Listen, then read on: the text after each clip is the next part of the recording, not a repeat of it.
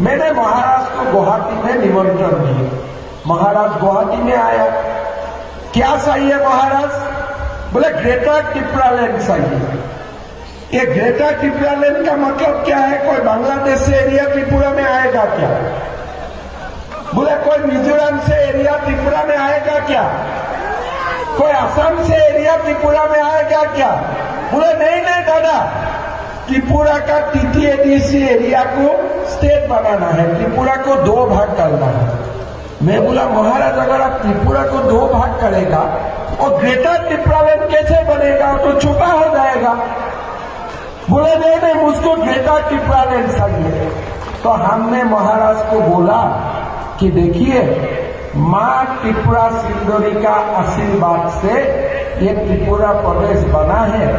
आपका दादा ने भी त्रिपुरा को 2 भाग नहीं किया और आगे भी कोई लोग त्रिपुरा को 2 भाग नहीं करेगा।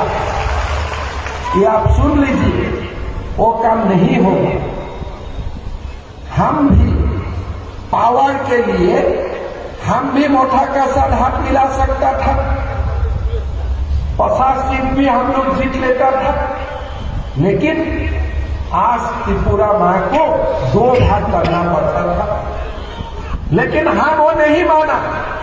समता आए कि ना आए, लेकिन त्रिपुरा एक रहना पड़ेगा। एक त्रिपुरा, शेष त्रिपुरा, ये हमारा वादा है।